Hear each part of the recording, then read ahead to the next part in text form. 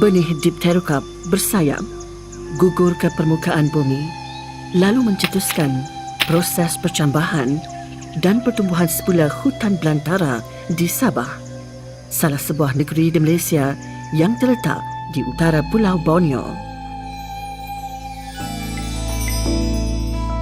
Dari persisiran pantai berpasir hingga ke puncak Gunung Kinabalu, wujud pelbagai jenis hutan semula jadi dengan keunikan yang tersendiri. Hutan malar hijau ini meliputi hampir 50% keluasan muka bumi di Sabah. Inilah sebabnya mengapa Sabah adalah antara tempat yang terkaya di dunia dari segi kepelbagaian hayat dan ekosistem hutan.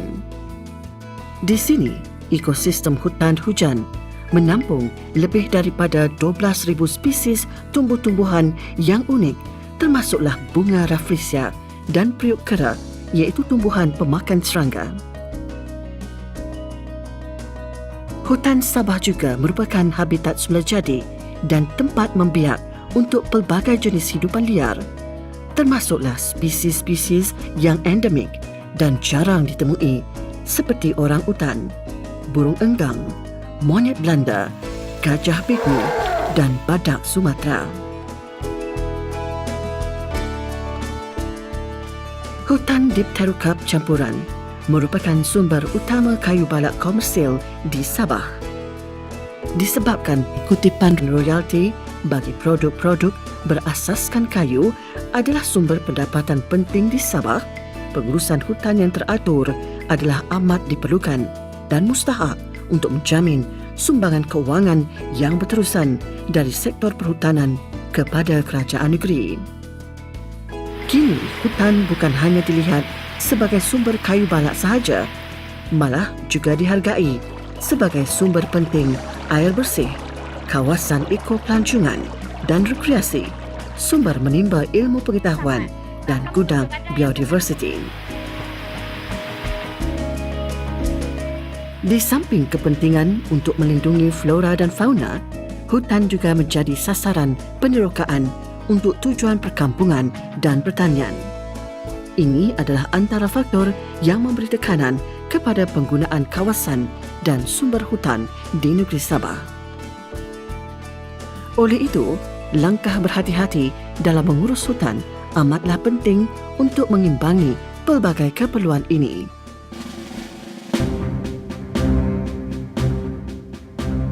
Perdagangan kayu-kayan di Sabah bermula secara kebetulan pada tahun 1895 semasa era pentadbiran British apabila seorang rakyat Australia mengeksport kayu balak hasil pembukaan ladang tebunya di daerah Sandakan. Sejak itu, eksploitasi hutan di negeri ini kian meningkat apabila komoditi ini didapati boleh mendatangkan pulangan yang lumayan. Hong Kong, Jepun dan China telah menjadi pasaran utama. Selepas Perang Dunia Kedua, hasil-hasil hutan, khususnya ekspor kayu balak, menjadi salah satu peneraju utama ekonomi negeri Sabah yang pada waktu itu dikenali sebagai Borneo Utara ataupun British North Borneo dalam pemerintahan koloni. Situasi ini berterusan selepas kemerdekaan Sabah melalui pembentukan Malaysia pada tahun 1963. Pada waktu itu, fokus pengurusan hutan adalah tertumpu kepada pengeluaran kayu balak tanpa memberi perhatian yang sewajarnya kepada fungsi-fungsi hutan yang lain.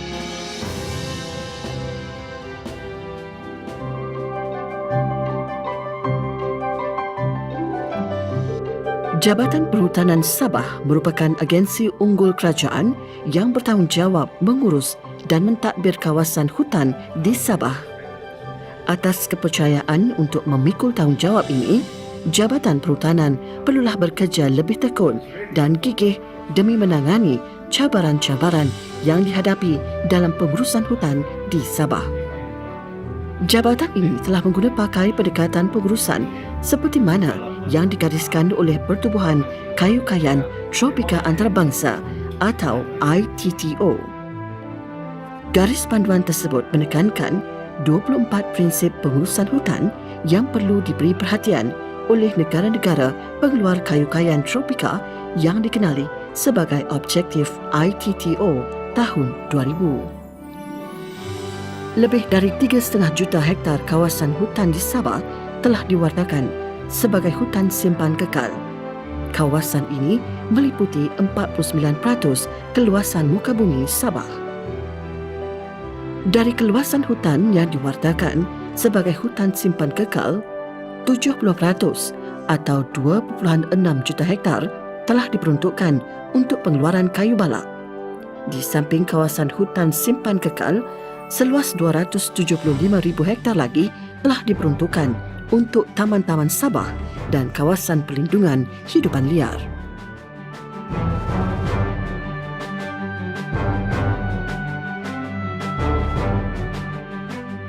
Sebelum tahun 1997, kebanyakan lesen pembalakan yang dikeluarkan di Sabah adalah untuk tempoh jangka pendek kurang dari 5 tahun.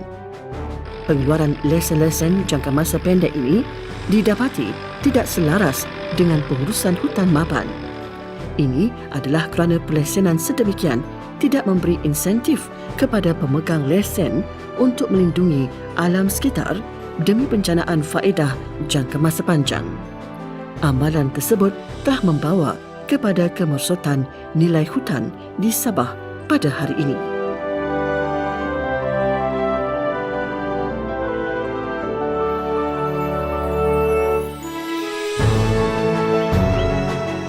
Menyedari akan keperluan untuk memperbaiki cara pengurusan hutan, Jabatan Perhutanan Sabah dengan sokongan dan bantuan dari Agensi Kerjasama Teknikal Negara Jerman ataupun GTZ telah memulakan projek untuk membangunkan sistem pengurusan hutan yang dapat memastikan sumber hutan di negeri Sabah diurus secara mapan. Usaha untuk mencapai objektif ini dimulakan pada tahun 1989 dengan penubuhan unit pengurusan hutan dan seterusnya membawa kepada pembentukan model pengurusan hutan di Hutan Simpan Dramakot. Hutan Simpan Dramakot yang dipilih sebagai kawasan percubaan adalah terletak di tengah-tengah Sabah dengan keluasan 55,000 hektar yang terdiri daripada hutan tanah rendah di terukap campuran. Selepas 5 tahun menjalankan perancangan dan percubaan di lapangan, akhirnya pada tahun 1995, Jabatan Perhutanan Sabah telah berjaya menyiapkan pelan pengurusan untuk hutan simpan Dramakot. Pada tahun 1997, Dramakot telah diisytiharkan sebagai hutan yang diurus dengan teratur dan dianugerahi sijil pengurusan hutan mapan oleh Forest Stewardship Council. Persijilan ini adalah yang pertama di dunia dianugerahkan bagi pengurusan hutan hujan tropika yang membawa makna bahawa pengurusan hutan Dramakot telah mematuhi piawaian pengurusan hutan antarabangsa seperti yang ditetapkan oleh Forest Stewardship Council. Dengan kejayaan ini, matlamat susulan Jabatan Perhutanan Sabah adalah untuk memperluaskan penggunaan dan pelaksanaan konsep pengurusan hutan Dramakot ke seluruh hutan simpan negeri melalui pembentukan unit-unit pengurusan hutan yang lebih dikenali sebagai FMU di Sabah. Untuk menjayakan matlamat ini, Kerajaan Negeri Sabah pada 10 September 1997 telah mula laksana konsep ini melalui pemeteraian perjanjian lesen jangka panjang pengurusan hutan mapan dengan 10 syarikat swasta. Melalui perjanjian ini, setiap pemegang lesen telah diperuntukkan satu ataupun lebih unit pengurusan hutan untuk diurus berdasarkan kepada amalan pengurusan secara mapan bagi tempoh 100 tahun berpandukan pelan pengurusan hutan yang telah diluluskan oleh Jabatan Perhutanan. Pelan pengurusan hutan perlu mematuhi syarat-syarat yang telah ditetapkan dalam piawaian pengurusan hutan mapan dan menetapkan dengan jelas matlamat serta strategi pengurusan termasuklah penetapan, sasaran dan aktiviti berkaitan yang perlu dilaksanakan. Pemegang lesen berkenaan perlu mengamalkan kaedah-kaedah pembalakan yang mesra alam seperti pembalakan kurang impak serta mengambil langkah-langkah pemeliharaan dan usaha membaik pulih dirian hutan. Prinsip pertama dari 24 prinsip-prinsip penting di bawah objektif ITTO 2000 telah menyatakan bahawa komitmen politik yang kukuh dan berterusan di peringkat tertinggi memainkan peranan yang amat penting untuk memastikan kejayaan pelaksanaan pengurusan hutan mapan. Pembentukan sistem unit pengurusan hutan yang telah dimeterai dengan syarikat swasta jelas menunjukkan bahawa keperluan politik telah wujud di Sabah. Walau bagaimanapun, pelaksanaan dasar pengurusan hutan mapan ini memerlukan peruntukan keuangan yang agak tinggi. The Malaysian government continues to be fully committed towards ensuring the sustainability of our forests. Through the practice of sustainable forest management, we hope to ensure the protection of our forests.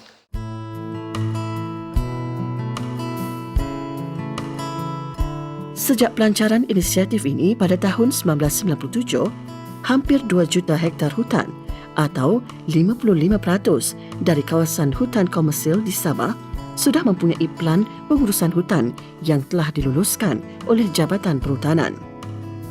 Setakat ini pemegang konsesi unit pengurusan hutan dan pemilik tanah yang lain telah pun menanam semula serta merawat seluas 282,000 hektar kawasan hutan.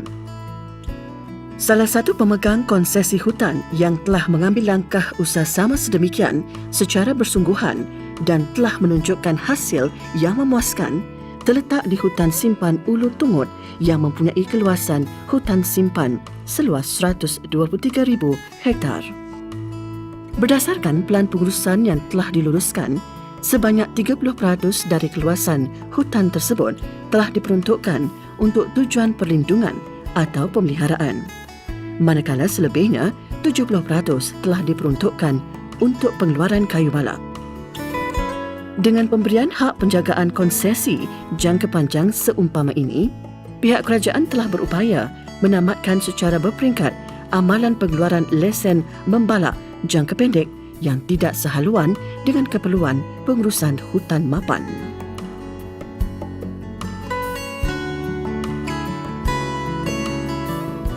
Amalan pembalakan yang tidak teratur pada masa lalu telah mengakibatkan pelbagai kerosakan kepada persekitaran hutan di Sabah. Kerosakan berpunca dari amalan ini telah mengganggu gugat proses pertumbuhan dan pembaik pulihan hutan, yakni menjejaskan keupayaan hutan untuk membekalkan hasil balak secara berterusan.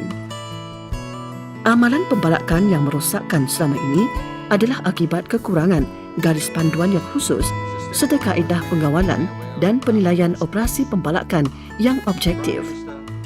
As the custodians of this God-given natural resource, the Forestry Department cannot possibly allow mob rule to dictate public policy.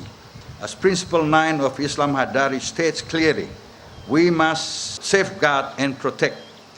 It is not only a matter of responsibility, it is not only a matter of duty, but it is a matter of honor, marwah. Maka semenjak tahun 1997, Jabatan Perhutanan telah memperkenalkan pelbagai usaha untuk mengurangkan kerosakan persekitaran hutan. Salah satu usaha yang telah diambil adalah memperkenalkan kaedah-kaedah pembalakan kurang impak. Satu ciri utama kaedah pembalakan kurang impak adalah keperluan penyediaan pelan penuaian terperinci sebelum memulakan operasi pembalakan. Pelan ini menunjukkan lokasi pokok-pokok tuaian yang boleh ditebang dan reka bentuk serta rangkaian jalan-jalan pembalakan sebagai panduan pengeluaran kayu balak secara mudah dan teratur. Dengan itu, kerosakan tanah dapat dikurangkan. Di bawah perjanjian lesen jangka panjang yang ada di Sabah sekarang, semua operasi pembalakan di hutan simpan komersil perlu mematuhi garis panduan pembalakan kurang impak. Setakat ini, Jabatan Perhutanan telah melatih lebih daripada 1,000 orang mengenai kaedah pembalakan kurang impak.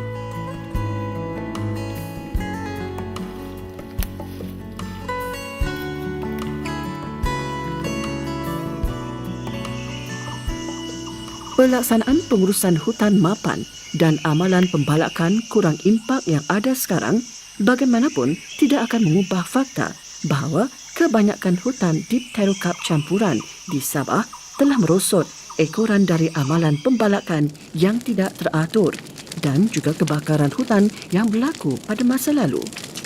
Musim kemarau yang serius telah berlaku pada tahun 1983 dan 1998 yang telah menyebabkan kebakaran dan kerosakan hutan yang teruk. Tanpa mengira sama ada hutan itu dibaik pulih untuk pengeluaran kayu balak atau untuk pembiakan hidupan liar, usaha untuk membaik pulih hutan rosak ini telah menjadi agenda utama Jabatan Perhutanan pada masa ini.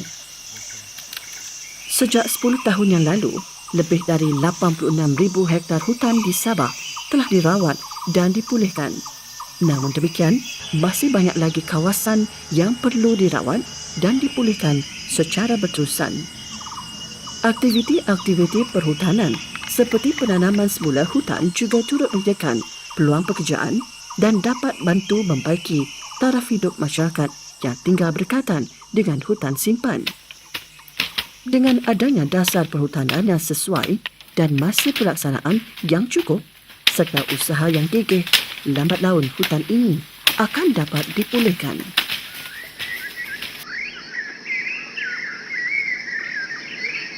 Dengan berkurangnya pengeluaran kayu dari hutan asli, ladang-ladang hutan yang ditanam dengan spesies pokok cepat membesar akan menjadi sumber kayu yang semakin penting untuk memenuhi keperluan industri-industri berasaskan kayu. Seluas 600,000 hektar kawasan hutan simpan telah diperuntukkan untuk tujuan pembangunan ladang-ladang hutan dan setakat penghujung tahun 2006, lebih kurang 250,000 hektar ladang hutan telah dibangunkan oleh agensi-agensi kerajaan dan juga pemilik tanah persendirian. Memandangkan kebanyakan ladang-ladang hutan di Sabah telah dibangunkan ditanami dengan spesies-spesies pokok yang diperkenalkan dari luar negara, Jabatan Perhutanan telah mempertingkatkan usaha untuk menggalakkan penanaman spesies-spesies pokok tempatan yang sesuai. Spesies-spesies pokok tempatan seperti laran dan binuang adalah antara spesies yang cepat membesar dan boleh dituai dalam tempoh 10 atau 12 tahun. Kejayaan penanaman pokok secara besar-besaran bergantung sepenuhnya kepada bekalan biji benih pokok yang berkualiti tinggi serta secara berterusan. Untuk menjamin bekalan sedemikian, Jabatan Perhutanan telah menubuhkan beberapa ladang sumber biji benih berkualiti di seluruh Sabah.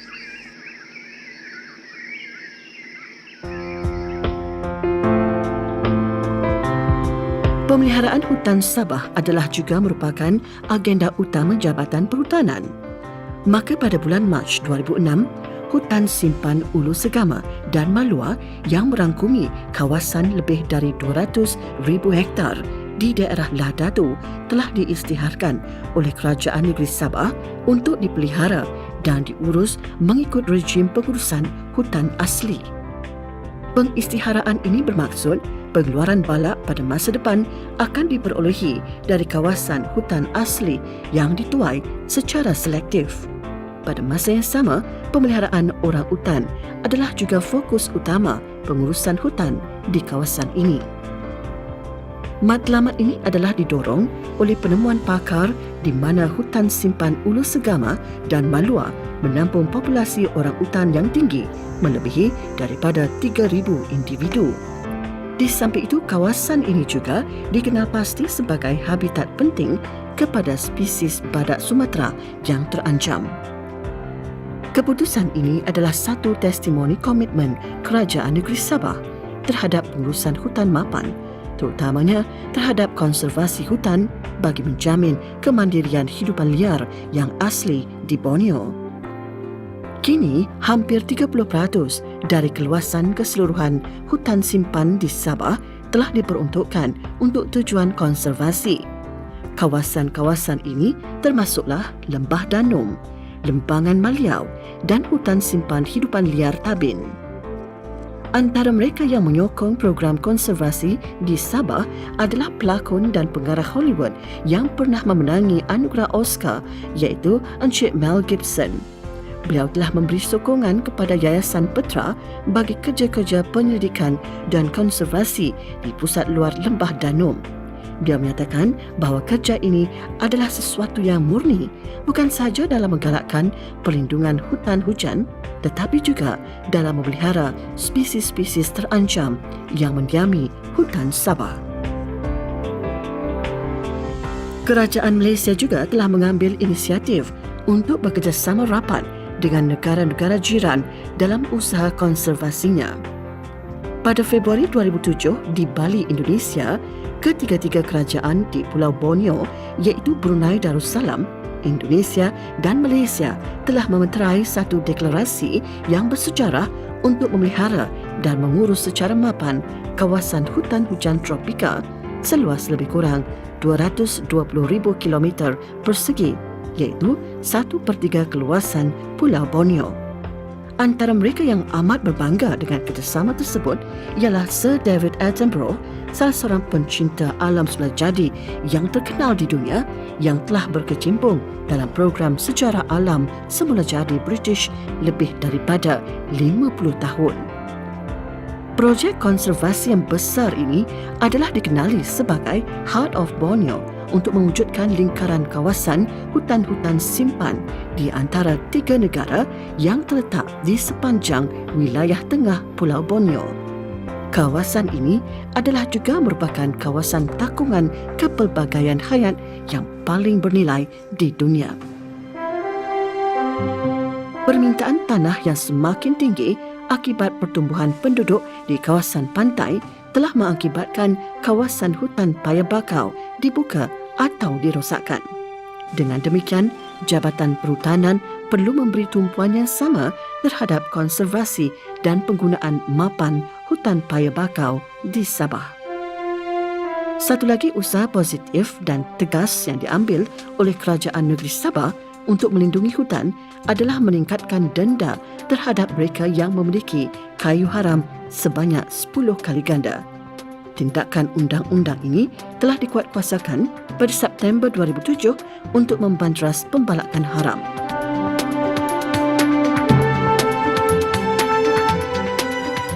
Dalam kesemua pelan pengurusan hutan, keperluan masyarakat yang tinggal berdekatan dengan atau di dalam hutan simpan turut diambil perhatian. Perbincangan dua hala dengan masyarakat yang terbabit sering dilakukan untuk memastikan keperluan mereka dalam penggunaan sumber hutan diambil kira dengan sewajarnya.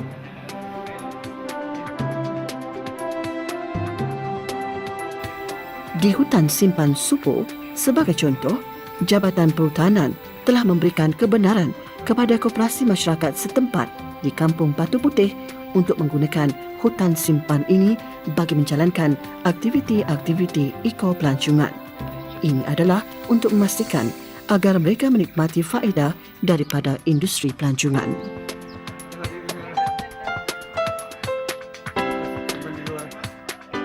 Di hutan simpan Mangkuwago, di mana penduduk-penduduk setempat telah menduduki kawasan yang lebih luas, Jabatan Perhutanan dengan kerjasama organisasi bukan kerajaan seperti Partners of Community Organisations atau PACOS dan WWF Malaysia telah merangka pelan pengurusan yang memastikan penduduk terbabit mendapat faedah dari aktiviti berkaitan hutan.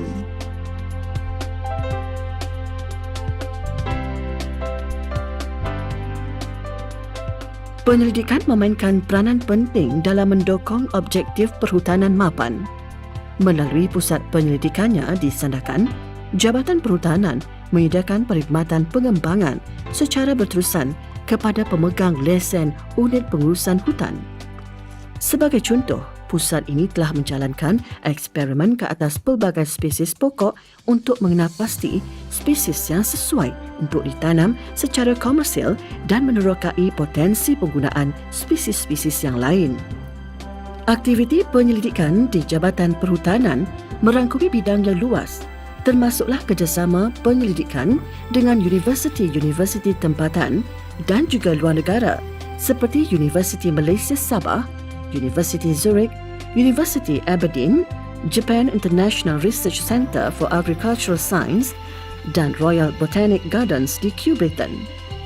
Dalam usaha pendidikan Jabatan Perhutanan, bukan sahaja memberi tumpuan pada pendidikan berasaskan kayu.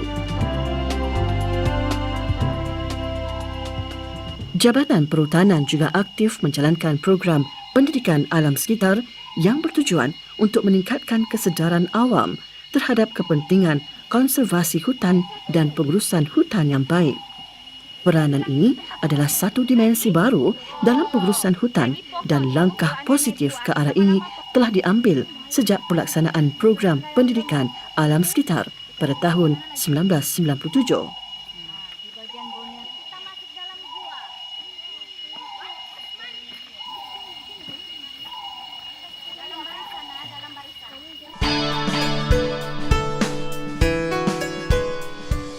Pada bulan Ogos 2007, Datuk Seri Abdullah Ahmad Badawi, Perdana Menteri Malaysia, telah merasmikan Pusat Penemuan Hutan Hujan di Sandakan.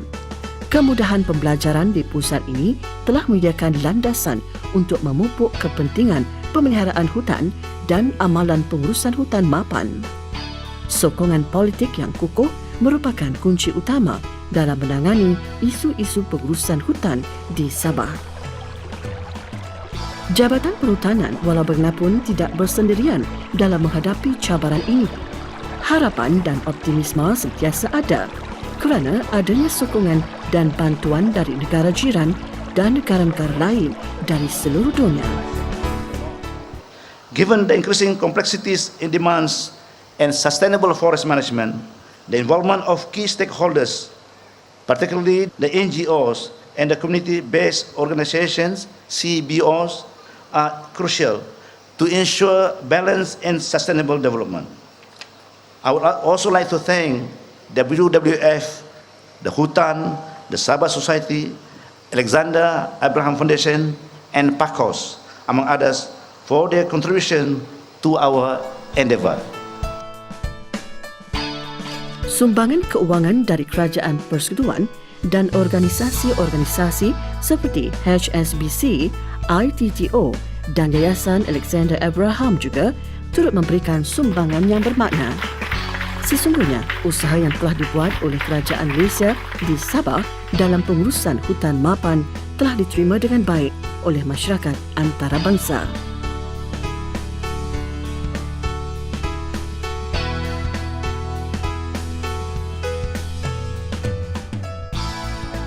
Sabah telah lama terlibat dengan beberapa organisasi antarabangsa bagi menggalakkan projek penanaman semula hutan untuk menyerap karbon dioksida.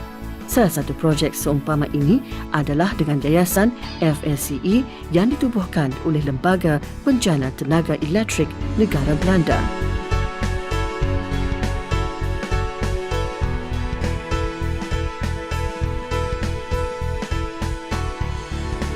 We engage with the world to learn new things, make friends, and we have collaborative programs with like-minded people who are here to sincerely assist us. Projek ini sedang dilaksanakan bagi tempoh 99 tahun dengan kerjasama dari Enterprise Corporation Sdn Bhd, iaitu anak syarikat pelaburan Yayasan Sabah dengan objektif untuk memulihkan lebih kurang 25,000 hektar hutan dipterocarp yang terganggu melalui penanaman pokok-pokok tempatan untuk menyerap karbon dioksida dari atmosfera. Pada penghujung tahun 2007, seluas 11,000 hektar hutan terganggu telah ditanam dengan pokok kayu atau dirawat di bawah projek pemulihan semula hutan ini yang bertujuan untuk menangani kesan pemanasan global.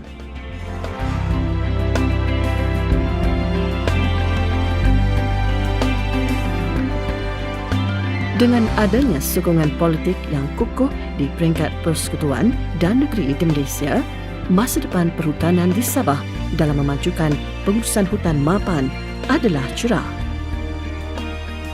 Kerajaan Negeri Sabah melalui Jabatan Perhutanan telah mengambil langkah ke hadapan bagi mengubah tata cara pengurusan hutan dari amalan eksploitasi balak semata-mata ke pengurusan mapan berdasarkan kepada kepelbagaian gunaan hutan.